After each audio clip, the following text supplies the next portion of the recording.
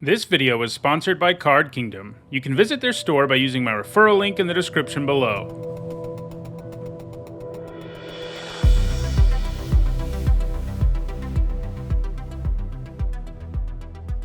Hi everyone, I'm Neetsahone, and today, instead of bringing you a draft video of Dominaria United, I'm actually going to be doing some best of 3 sealed, and that's because I'll be playing in the qualifier weekend. I qualified because last month I was in the top 250 of Mythic, so it's a cool event where you get to, first of all, the payout's really good. You get a lot of gems, just for a few wins. But the big thing is, if I do well enough, which is 7 and 2, I can only lose twice. They actually changed that. I just noticed that. It used to be 7 and 1. No, it is. Yeah, you can't lose twice.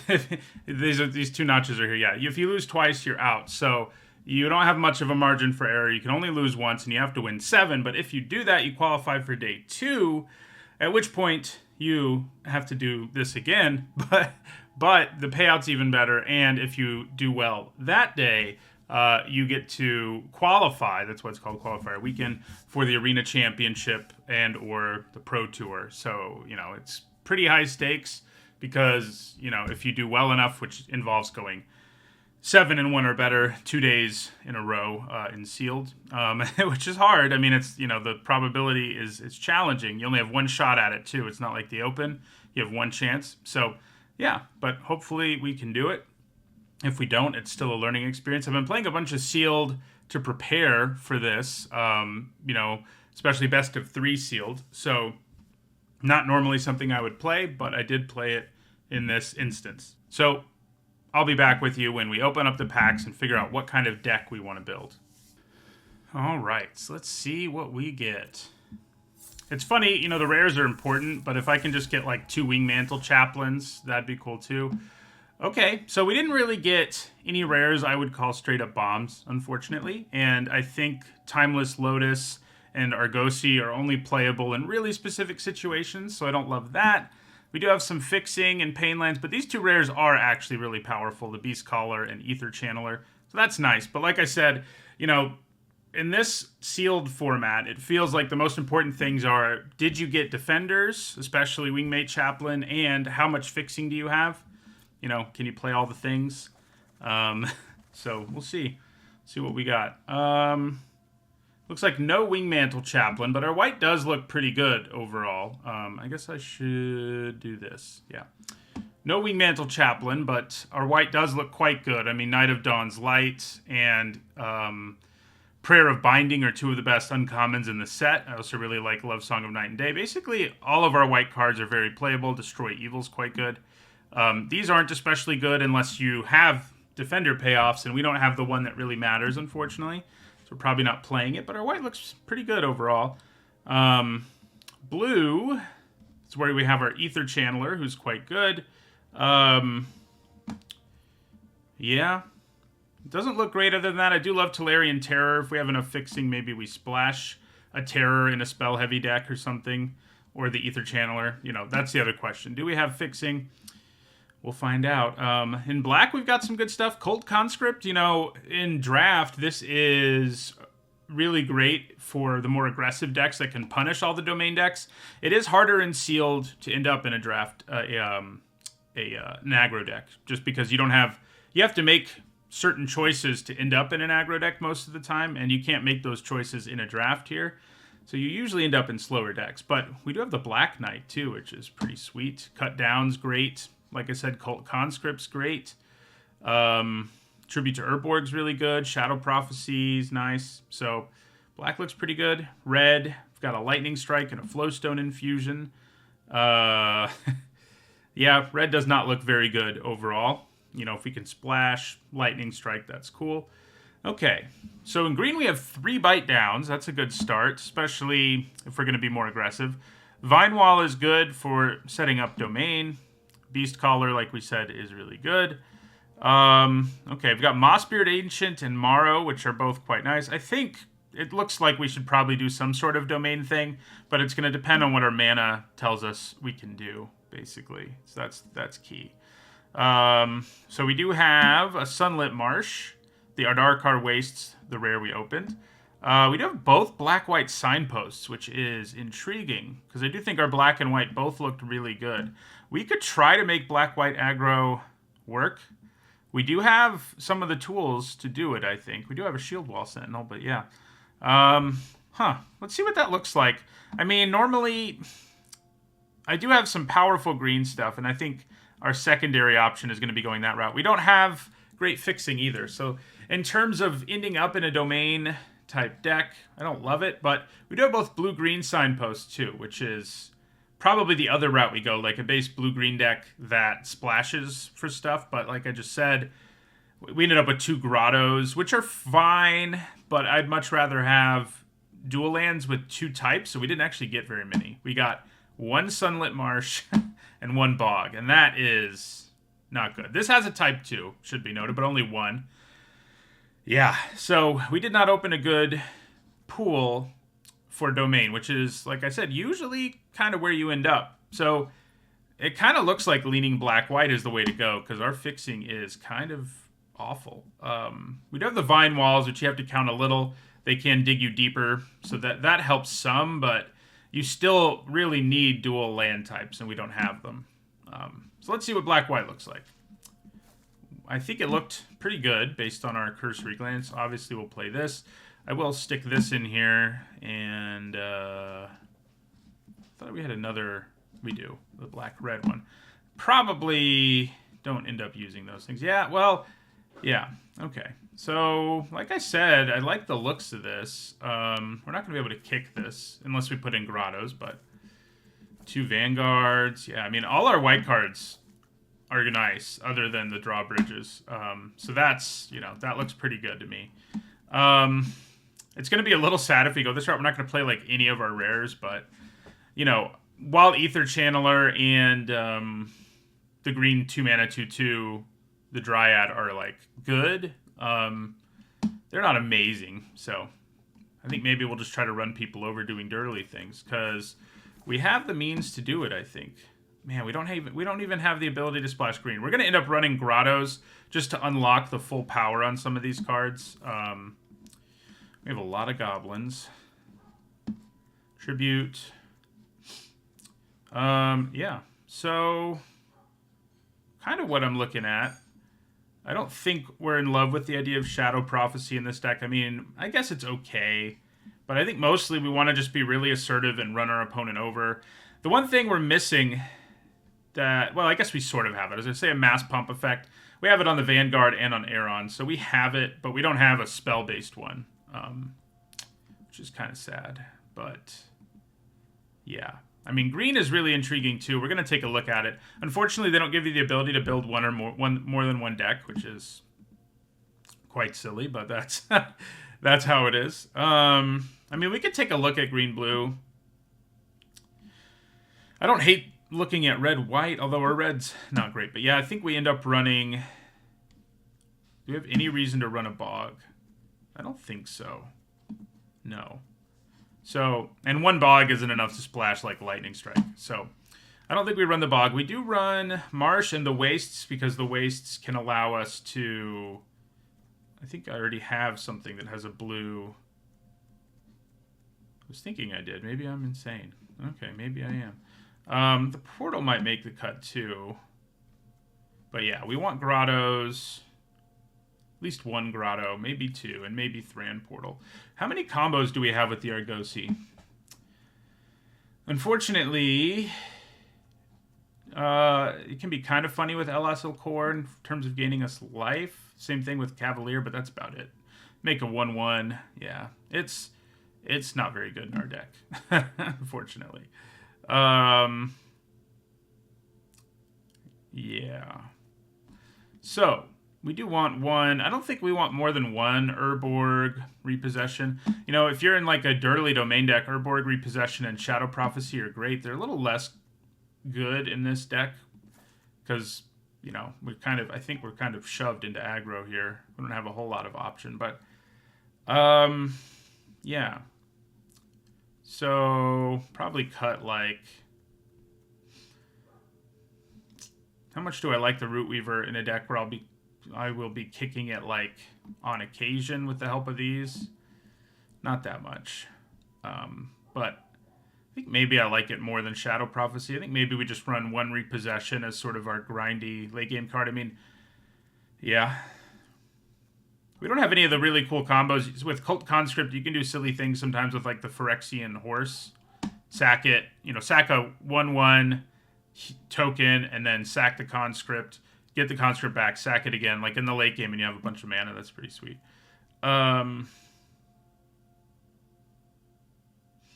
Yeah. So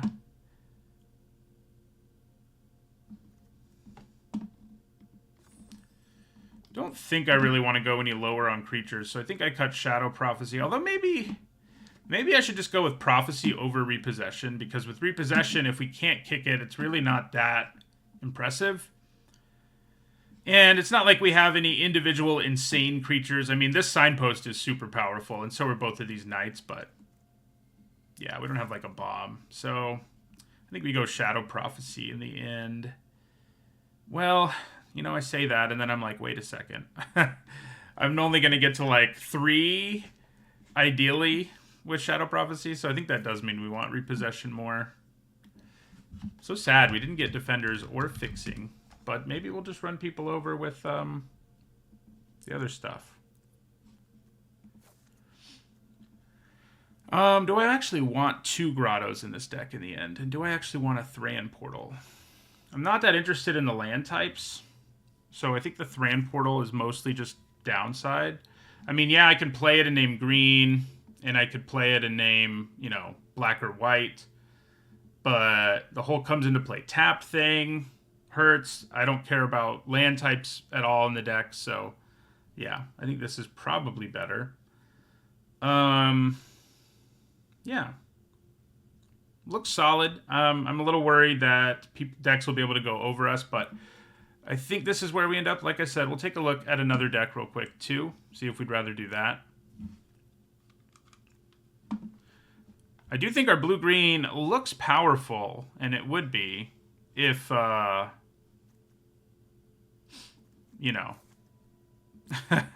if we had lands, but we don't really. So it's, like I said, you don't get to actually save the deck. I will more or less remember it. Probably should have taken a screenshot, but so yeah, blue-green, sure, these are all playable. Ugh, so shallow in blue. I do really like our green, although the bite downs are a little awkward when you're playing like Vine Walls, but I think Broken Wings is definitely main deck material in Sealed. Yeah, I mean, Mossbeard Ancient is what really intrigues me, but no, this deck is, even with these two along for the ride, it's not very good. Like, Morrow, with the lands we have, Morrow is going to be like a 6/6 at best for the most part, and that is not good enough. Yeah.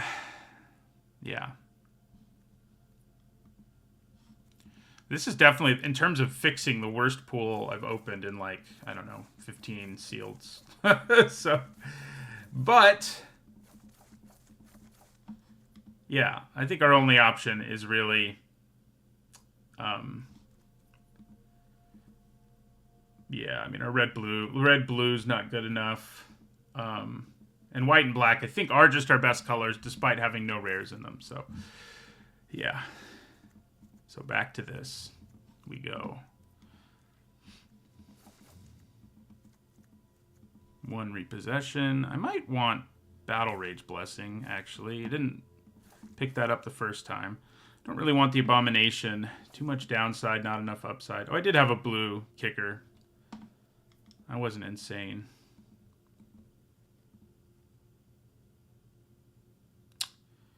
So, yeah.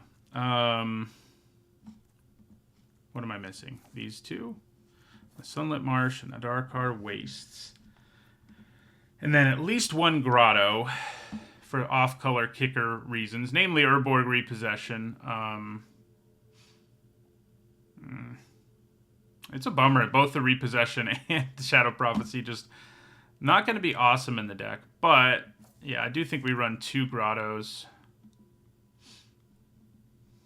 So we have 8 white sources, not counting the filter land, and 8 black sources, and then 2 filter lands. 1 blue source for our tribute. I mean, with all 3 of these, there's something to be said for looking a little at a splash of one kind or another. But yeah, we do have Geothermal Bog as well.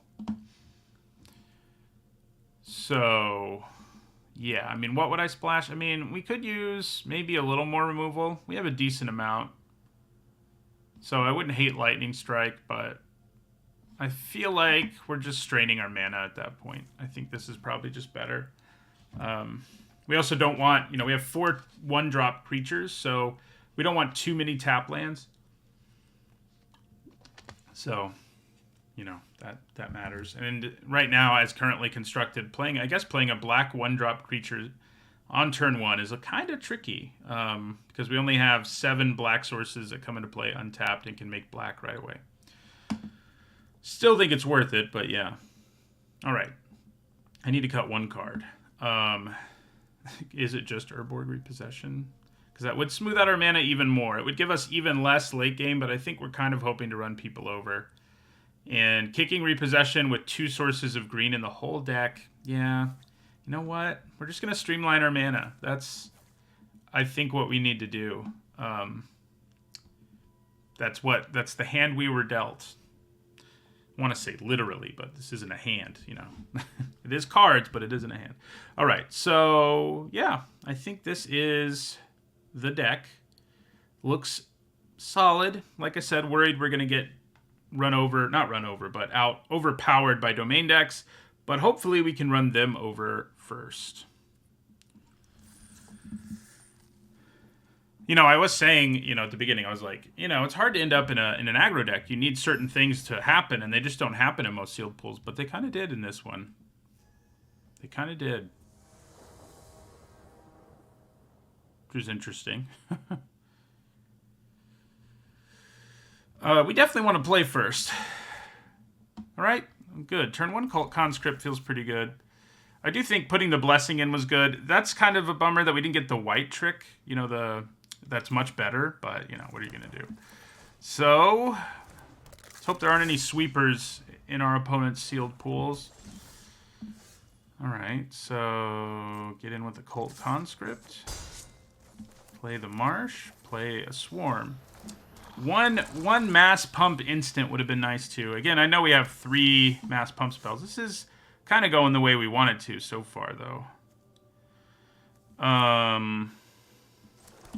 Opponent's playing a bunch of tapped lands, not playing anything on turn 1 or 2. Let's play a Cavalier now. Battle Rage Blessing can save one thing from a sweeper, so that's a thing. Unless it's the one that does -5/-5 to everything. All right, so swinging out. So the sweeper's rare, but it could definitely be in the offing here. For that reason, I think I play the Knight so I can leave up Battle Rage Blessing for our emergency play. Yeah. And if they keep not playing anything, it also is lethal. So there you go. Yeah, because I could pump it once. Ooh. Interesting. There's the other Knight. Okay, so they've probably got removal, but if they do only have 1 removal spell here, we can use Battle Rage Blessing to wreck them. Let's see if they have it. Okay, well, Battle Rage Blessing, unfortunately, does not stop that. Yeah, and that's a pretty good play here because our opponent gains 2 as well. So, yeah. Unfortunately, I didn't play this in the first main phase. The Black Knight would have shut that off. So, similar play here, though. Play the Black Knight, leave up Battle Rage Blessing.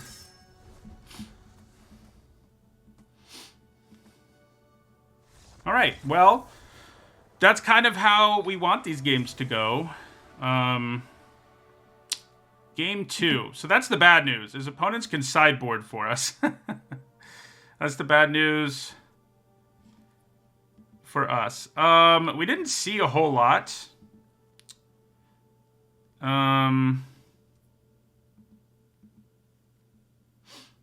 To go on. Aggressive Sabotage is a card we can think about against some of these domain decks. It gives us a source of, reach damage if we can kick it. We'd have to put in a whatchamacallit to actually kick it. Yeah. We did take out those groves, so this is literally just a 2-mana 2/2, but the caves, that is. So maybe we could put in a Sabotage and take it out. But I think a 2-mana 2/2 is fine. Like we just want the bodies. Yeah. Don't think we change anything. Nope. It's not like we have good sideboard options. Like I said, I think Aggressive Sabotage is our best one. Opponent could have sided into a different deck. If they have the right kind of card pool, you can sometimes build 2 different decks. All right, so this is a hand where we will not get to play a 1-mana creature. Ooh, they did. They sided into like a more aggressive deck, it looks like. Maybe not. I guess maybe they have a white-black base last time. Just played a bunch of tap lands. Splatter Goblin or Battlefly Swarm? I think the Goblin, it's going to carry a counter pretty well from Love Song of Night and Day, so I could block and go for a trade, but with all their mana untapped, that seems unwise. Ooh, hello. So maybe...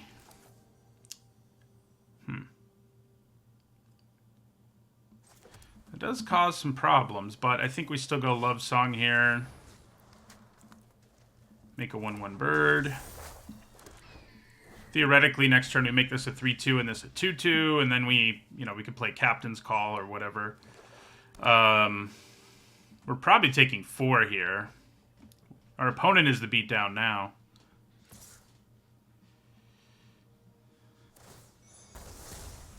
Yeah. So we take 4. We need some of our removal for that Aeron, just because he's problem. Okay. Well, that's sad. It does mean we can, trade our bird now. Okay. Not nearly as awesome of a situation as we had going last time.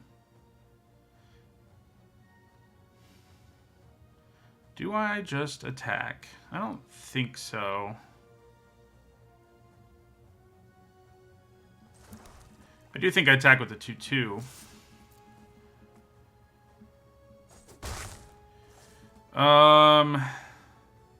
Yeah, I guess Knight of Dawn's Light plus Battlefly Swarm is fine. Yep, that works.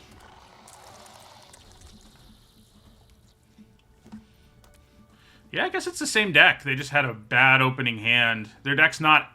It probably didn't open as good of an aggressive pool. I mean, if you're playing Tattered Apparition, that's probably a good guess. But yeah. Getting one of each Knight is pretty sweet. Like, our deck has really good uncommons in it. Doesn't have a single rare, right? But it has really good uncommons. So... I think I am... going to block here. Question is whether I also want to block the Faith Bonder. They have 3 cards in their hand and a bunch of mana, so either they have 2 different tricks that could wreck us here. I mean, they don't completely wreck us, but I mean, they're not good. So that's the question. Do they have said tricks? I think we're okay with this just being a trade. I'm pretty surprised that it went that way. I actually didn't need to give it Death Touch, I guess. Oh, I guess I did because they could have buffed it so it wouldn't die. Oh, okay, this explains everything. So the good news is we can turn off their life gain. The bad news is that's Shieldred. So, you know, there's that. We need to draw one of our removal spells or we're going to die to Shieldred. So I am glad we shut down their life gain. It helps soften the blow a little bit. You know, I wouldn't say it cut Shieldred's power in half, but maybe in 2/3.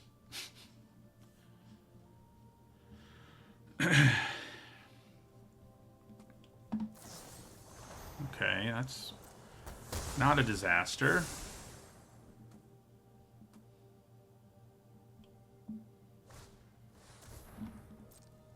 I can live with these things. So we've got time to find removal, but we need to find it pretty fast. I mean, they're never going to let Battlefly Swarm block, so, you know. We are just going to go as wide as we can here. The downside about that is it will actually allow them to attack with Shieldred if I'm not careful.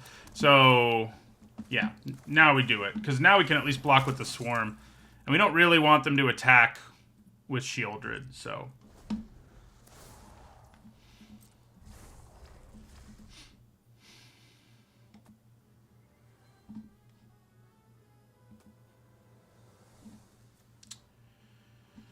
Our deck does not have much in the way of, like, sifting through cards or any of that kind of thing, which is a bummer right now when we really need removal. All right, so they do kill the knight, so now they can gain life, unfortunately.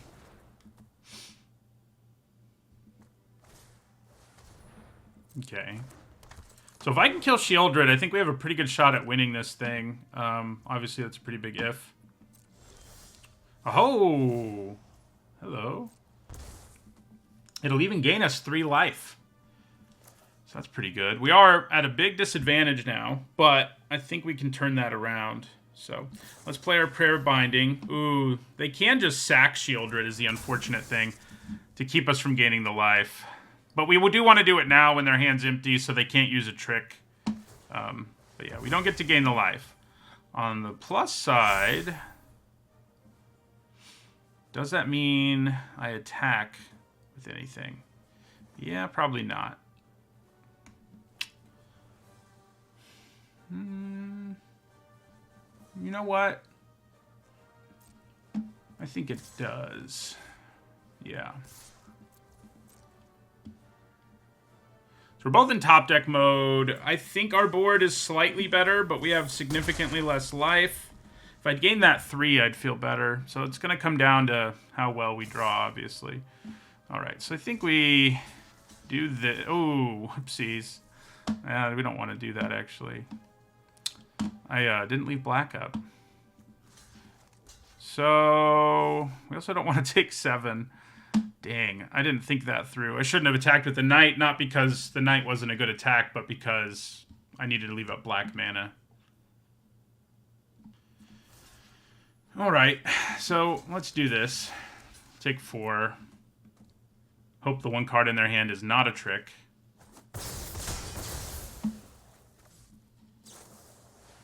Oh, no. Okay, yeah, well, we're going to attack. I mean, we can't block, so... I think that was a very bad decision on my part, because what I wanted to do was double block and turn on the Death Touch, and didn't have that option. Yep, needed a creature or removal there, didn't get it. Yeah, that was a bad play. I think if we blocked the way I originally intended, there's a very good chance we win that game.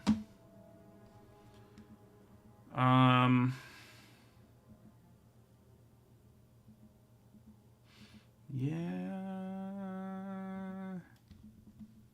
Don't think we change anything still. Let's go first and just curve out amazingly again. Turn 1, 2/1 skeleton. Go from there. Whoo! Okay. Well, we're going to mulligan that. Okay, this is much better. We haven't gotten to see either of our signposts, so... We do have one here. And we have a 1-drop, even though we'd prefer the skeleton. Okay, we're going to get them both. Actually, we can't cast it because he's double white, so we'd have to draw planes. But, you know.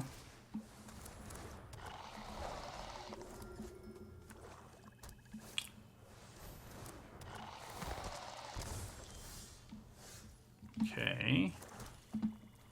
Well, attack for 1. Play Vanguard.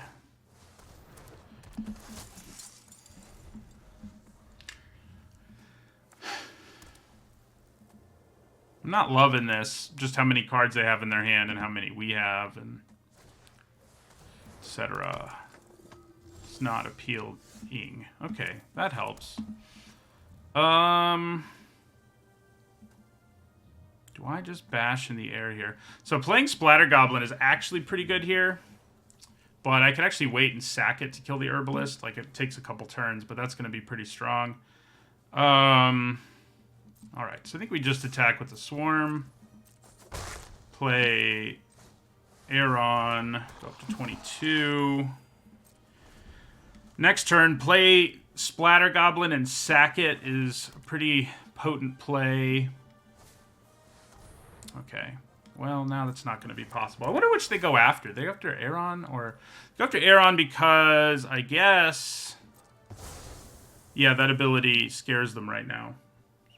Do they just attack us here? I was going to say, it is a tough attack. Okay, well, that is appealing.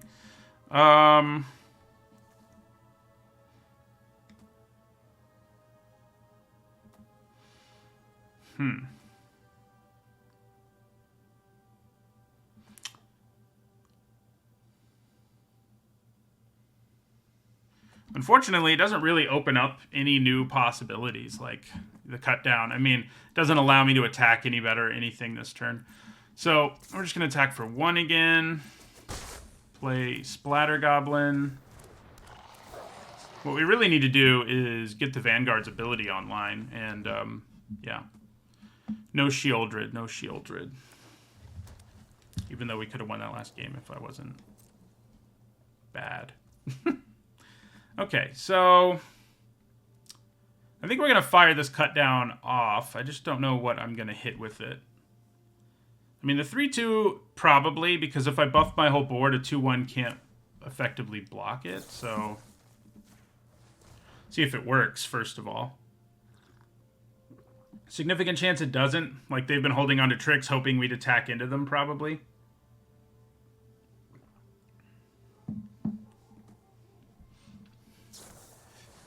Okay, well, that's not a trick, but it is very, very good. Gains them life, puts them in, makes it so I can't attack that well anyway. So I do think we rumble here with Splatter Goblin and Battlefly Swarm. If they trade, they lose a life still, so thanks to El Asil Core. Then we play a Knight, and we just gotta run them over before Shieldred.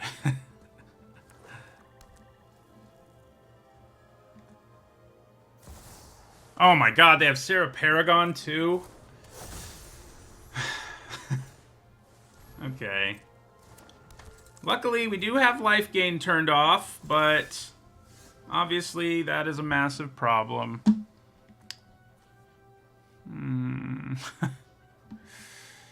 Yeah. I think it's worth attacking with my Knight here. They probably just don't block, but if they do, I can at least kill the Paragon, and... Yeah. Okay. Well, we'll just chip in for 3.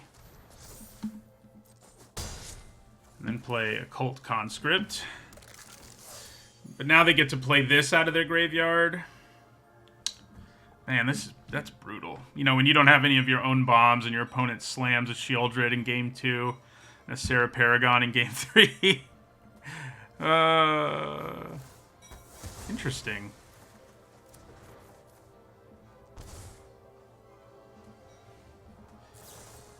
Okay, it makes more sense now. Now they can gain life again, unfortunately for us.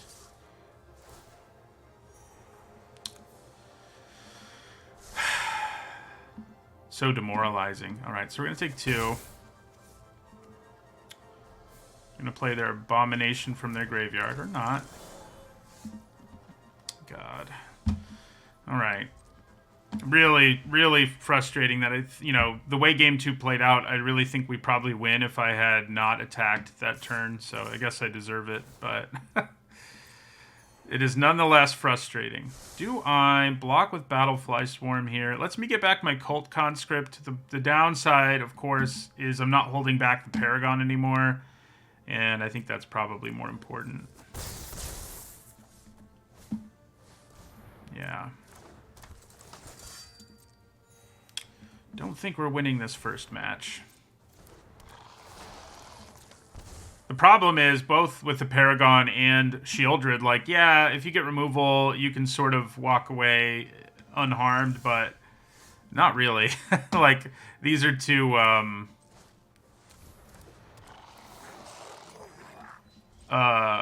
they give you so much value that, like, just blocking is kind of a nightmare here because, yeah, it's like, yeah, I can kill your thing, but, you just get it back. So... So, I do block, however. Go ahead and block this.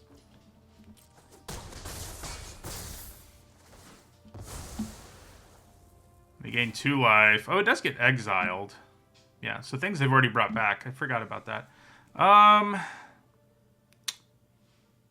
Which of these is more annoying? I mean, they're going to be able to cast it again, so it doesn't matter that much, but...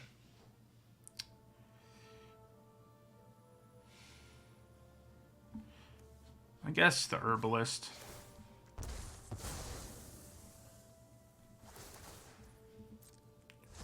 Okay, yeah, they got that back, so that was the right call. I kind of forgot about that. We're trying. Okay, our own Cavalier. It's not bad. Gains us 3 life.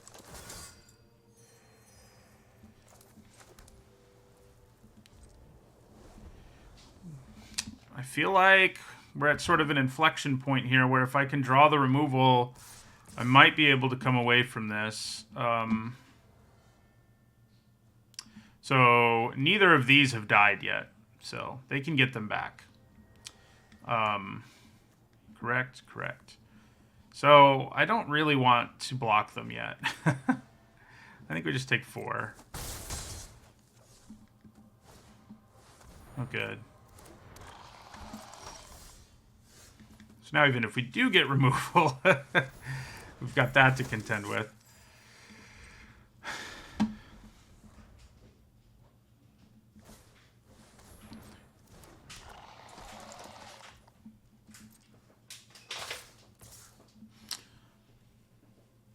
I mean, you can even attack, as I say, you can attack with Aeron without too much fear too, unfortunately for me. Okay. I do think we block him. I'll lose my Cavalier, but I can get back the Conscript. They also lose 2 life, for what that's worth. It's not really worth anything. But it does happen. They do lose those 2 life.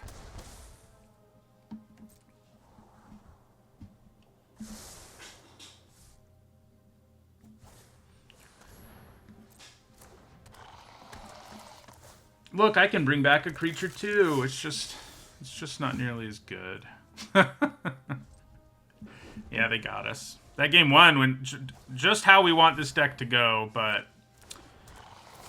And game 2, like, yeah, I'm very frustrated with how I played, but this one I think was insurmountable. I'm gonna, maybe we find a way out. It's highly unlikely, but... I'm just going to take 6 because, if we do draw removal, There's a little bit of a chance. Not much of one, but... And if we block there and let them get a creature, there's a lot less of one. Ugh.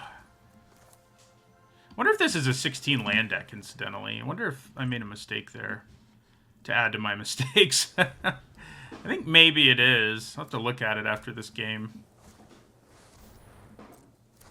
It's like, not only do they have Sarah Paragon in play, they're drawing a new creature every turn. It's rough. Alright. We can't get out of it. I had the opportunity to win game 2. Oh, anyway. Gotta have a short memory. So that's the one loss we're allowed. That's not how you want to start. We can't lose again or it's done. It is over. This is a 16 land deck. So, yeah. I'm sure people in the YouTube comments were saying exactly that.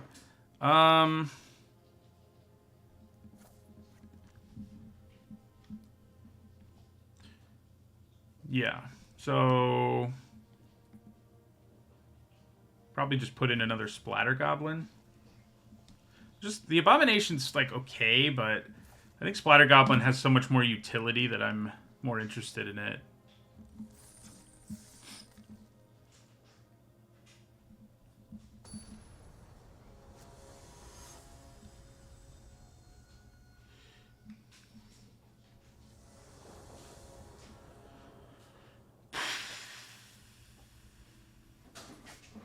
Okay, pretty good hand. Where was Destroy Evil when we needed it in that last game?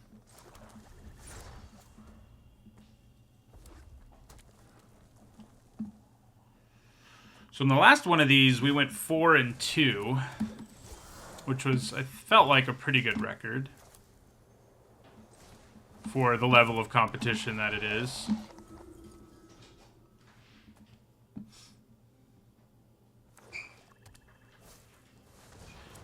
Okay. We're taking 4. We don't have creatures that line up super well against this, which is unfortunate. We can gain back a bunch of life. That part's fortunate. But none of the creatures we have can block a 2-1 right now. I mean, the tokens can, I guess. So we take 4 again.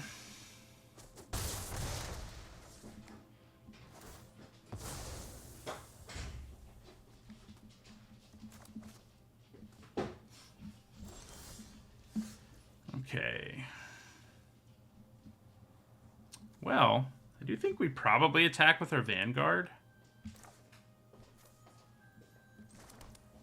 Because, like, he's not going to be blocking. And then we'll play Captain's Call, which will gain us, take us back up to 16. Unless they have Negate. They're going to kill Elastil Core in response, it would appear. No? Okay, good. Yeah, Captain's Call is pretty sweet with Elastil Core.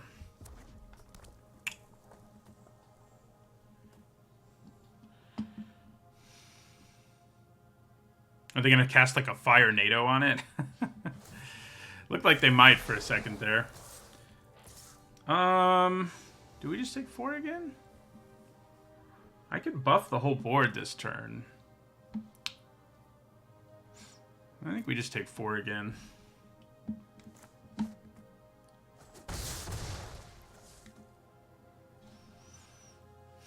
I'd like if they played something with, like, high toughness here that we can just destroy. That would feel pretty good.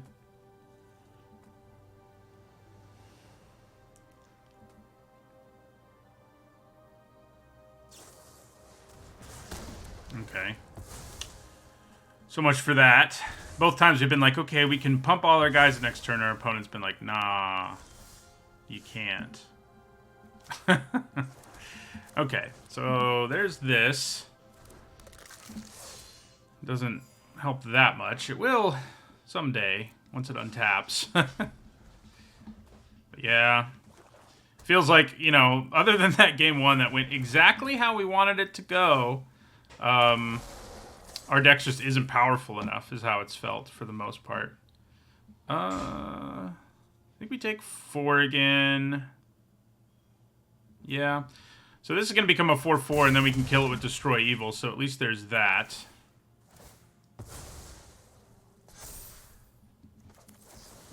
You know, unless they have Shore Up here, which, given how this has gone so far, say there's a good chance. No? Alright, it worked. How about that? Okay, that's some business. If this lives, we might be okay. If it lives. Because Cult Conscript can be pretty spicy with it. Yeah. I could be attacking with Elas Ilkor in this situation. There's an outside shot they have a trick or something. But, like Gaia's Might, but that would still be a trade at least. And we need to start chipping in for some damage, so I think we do.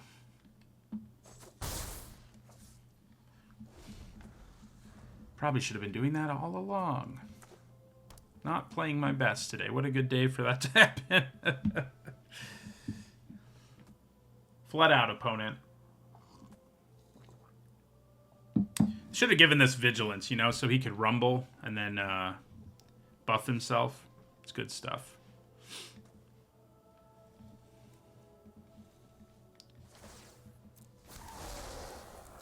So, I think we just take 4 again. I think our chances substantially decline if we try to do something else.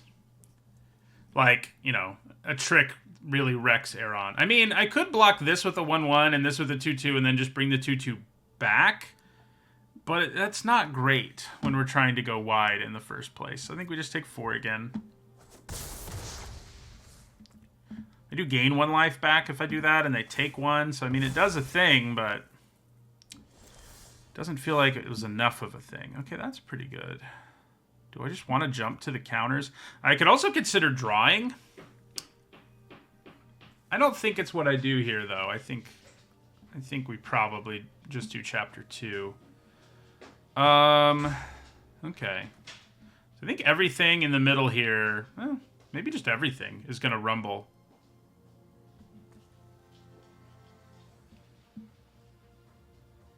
Yeah. I do have to be a little careful. Like, the damage they could do to me could be a big problem. Do I want to make the 1/1 first? Maybe I do. Yeah. I do. Because if I'm going to buff everything, yeah. Making it a 2/2 would be nice. Gets us to 7. There's also just attacking with these two, I guess. But I think this is probably just better. Yeah.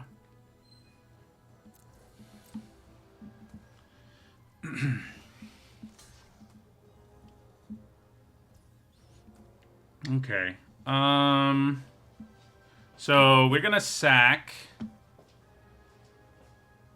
I'm concerned enough that I kind of want to gain the life, but which I could do if I sack the conscript here and then let this die. But I guess just sacking the conscript, or the 1/1 that's being blocked, is probably better. If I sack the conscript, though, this survives. They still take 7. This will be a 2/2, and then I'll go up to 8.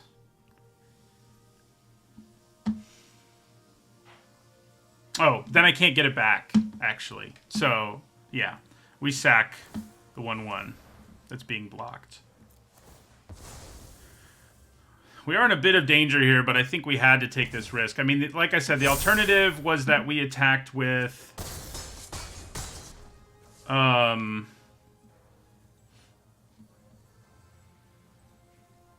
just the 4/4 and the 3/3, but... I think this works. It's going to come down to whether they can kill this token, basically. And they even need to find a little bit of extra damage. So, just killing the token is not enough, because they can only hit us for 5. And we're definitely blocking here. I guess Colossal Growth or something would be... Oh my gosh. Well, the good news is we can block it and take 5. So thank goodness for this token. Do they have... Oh, they have Gaia's Might for the win.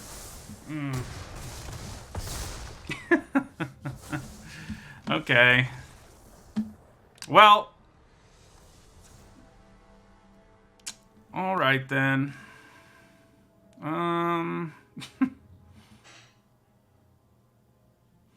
Let's see. So, it does feel like aggressive sabotage is probably pretty good against them.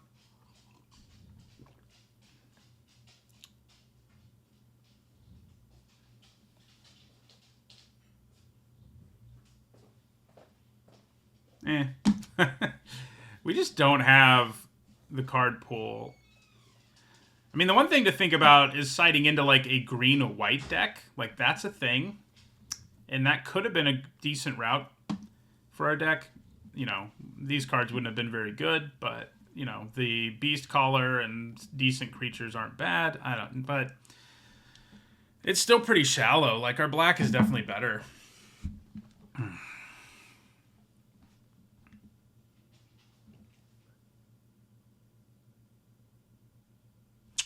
A more conservative attack that game, what happens to us? I guess it would have been harder for them to kill us with Gaia's Might. But I also wouldn't have lowered their life so much. And Gaia's Might would have just, like, blown us out blocking. So, yeah.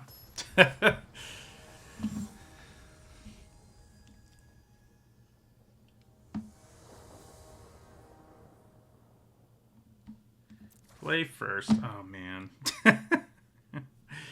Okay. Nope. I mean, you know, if there's a plains on top of our deck, this hand is serviceable, but these things happen. It's just brutal when it's during something this high stakes. We got a mulligan down to 5. What else can we do? Okay. Okay. I mean, as far as 5-card hands go, this is pretty spicy. It's actually hard to decide what to put back. I think it's honestly the conscript, as good as it is. Like, the 2/2-drops are better. And the removal spell we want to hold on to.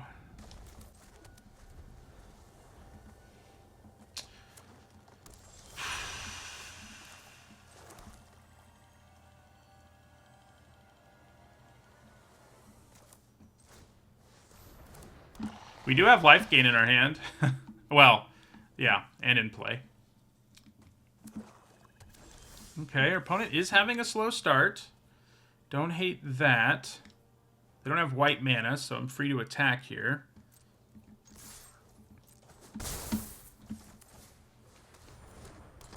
So we gain 2 for every time we play a creature. Okay. It's not something I can kill with cut down. Yeah. Plus it can come back and everything. I could use Tribute to Urborg and stuff, but I think we probably just attack with our Knight of Dawn's Light. And then play this. Takes us up to 24.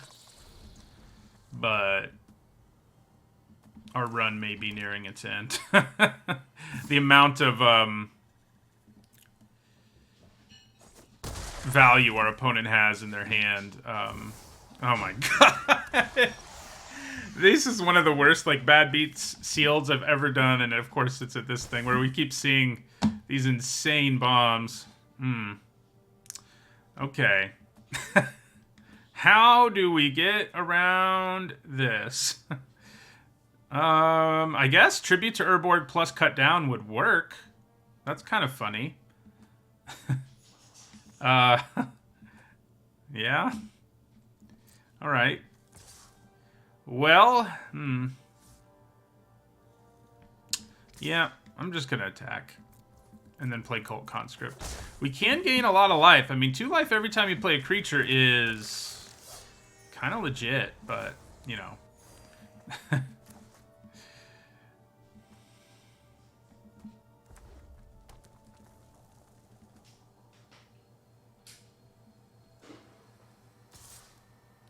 They are afraid to attack with Shieldred, and I'm thankful for that. If they knew what was in our hand, it would be very bad for us. Okay.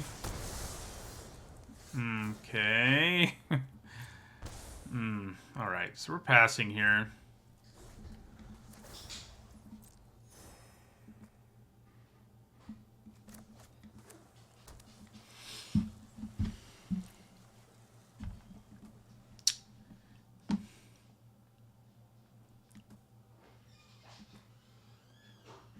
Only got to play 2 matches. Saw 2 Shieldreds.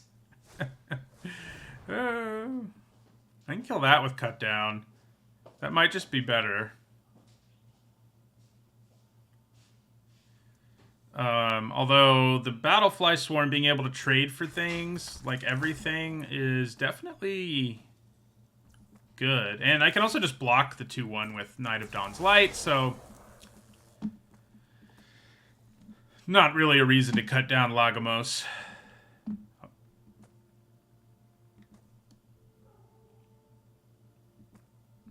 Yeah, I mean, they can just wait this thing out thanks to Shieldred. The only thing is, if I ever get another swamp, the Tribute to Urborg plus Cut Down is going to be pretty hilarious, because we'll turn it into a 2-3, and kill it with Cut Down. Oh, good. Okay. Now I do have a free block with my conscript, but they didn't attack, so it doesn't matter. I just want to get another swamp so I can kill Shieldred, okay? Just some catharsis here. Yeah. Playing the Cavalier is pretty bad because I don't have Battlefly Swarm mana, but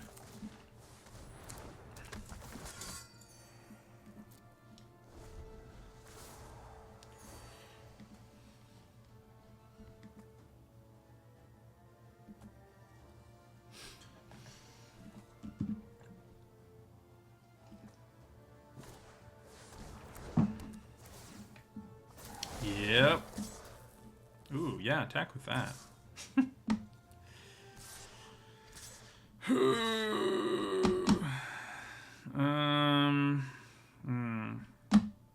Yeah. Well, we have a free block there. Look out for that. Triple block Shieldred and take 8. They almost definitely have Gaia's Might for the win, by the way. But yeah, let's just try to kill Shieldred just to do it, you know. Gaia's Might for the blowout. I mean, it's a blowout even if they don't cast Gaia's Might, so they're actually going to be able to. Are they going to be able to tutor here if they want to? That's going to be pretty hilarious if they can. I want to see it. Nope, not quite. Not quite, but we're dead. So, yeah, that was not good. I think I did play poorly that one game, and that may have cost us that first match. But we definitely ran into decks that just had cards you can't win against if you don't remove them. I mean, Sarah Paragon and Shieldred are 2 of the biggest bombs in the set. Shieldred might be the biggest bomb in the set. It is, at least according to 17 Lands data. And, you know, we killed it that one game, but it had already done enough, and, you know, and then the Paragon we just couldn't deal with. I mean, I think this was the best we could do, really. I might take a look. You know, we have a lot of time, so I might take a look at a few. Maybe I think I missed a deck somewhere that might have been better, but I don't feel like I did. As unfortunate as that is. The shortage of fixing, just brutal. Like, in this format, like, you know, we basically didn't have the means to splash anything without really straining our mana. So the one thing that I'm curious is, would a green deck have been a lot better? You know, we have 2 Llanowar Stalkers, which is a horrible common and stuff. So let's just take a look at some stuff with this pool. You know, just to see what we might do differently. I mean, it's hard to think we wouldn't play black, but maybe we don't. Like, you know? A blue-green deck that's horrible at domain was an option. I guess red-white aggro, like, maybe was a thing, but I think black-white was definitely the better option, but, you know, let's see. Our white and black really, in terms of the quality of the commons and uncommons, is very good. I mean, I don't think this pool was disastrous entirely. I mean, you know, we were in a lot of games. We at least won one game. But, yeah, it does feel a little like it. Yeah. But maybe red-white was just better. I mean, we have to run some... I mean, I don't hate this deck. Would probably throw in Twinferno for the double strike trick.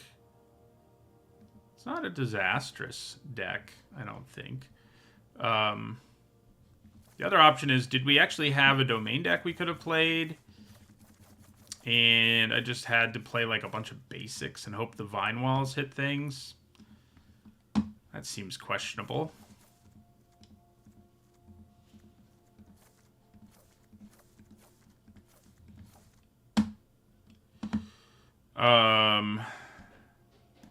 Yeah, so then we would have just wanted to jam every duel. And by every duel, I mean all two that we got. Plus like a Thran portal.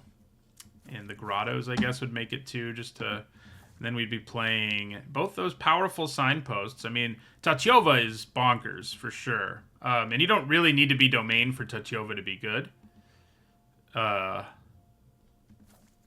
We did have an Illusionist, which makes our mana a little better than I maybe was thinking.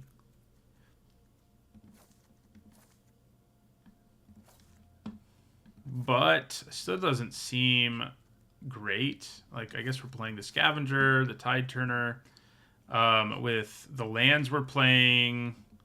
I mean, I guess we could have gone all out. Like, for a more powerful deck that had bad mana and just cross our fingers, like, we probably would have just shoved in Prayer of Binding, like, Lightning Strike, and tried to make it work. I guess we'd be playing these Wastes, too, just for the fixing. And then running, like, one Mountain and one Plains, along with our Forests and Islands. I mean, might have been a better deck. Mana would have been a colossal problem because we don't have any duels that actually have two land types that overlap with green-blue. But it's definitely a more powerful deck. I mean, we have... yeah, we'd probably play the Terror. It's not going to be great, but we have 6. But we have the Mossbeard Ancient and the Morrow, which are very powerful finishers, not to mention Tatyova, Nael. The Beast Caller is excellent. And we can just hope the Vine Walls find us mana. And then the Illusionist helps a little too.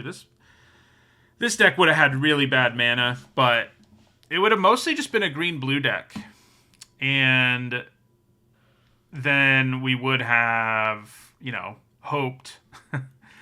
we'd find the other mana, and this is probably the better deck. In fact, I think this may have been better. 3, 5, 6.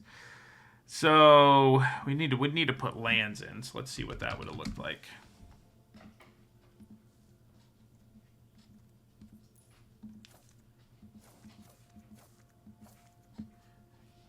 The awful thing, like, and what makes it so bad that none of these overlap is none of them are sources of green or blue. So we're limiting ourselves on how many sources of green or blue we can play. And that is bad, but, you know. So I think we'd have 6 forests, power the Vine Wall, and then 6, 7, 8, 9, 11, 12, 5 islands, yeah. Otokar Wastes at least overlaps, so we've got that going for us as a blue source.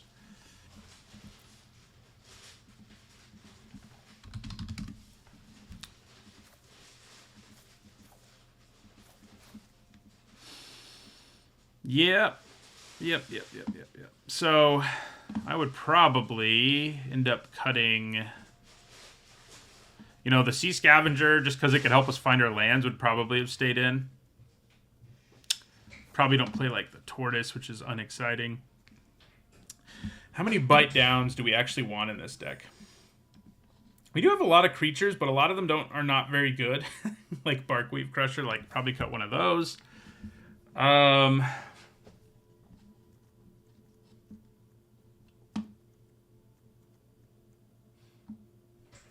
probably cut like yeah, I mean the Tide Turners aren't that good. So this is probably what it would have looked like. I kind of wish I could play some test games with this thing, but I think this looks to me like it's probably... Oh, the problem is we can't really...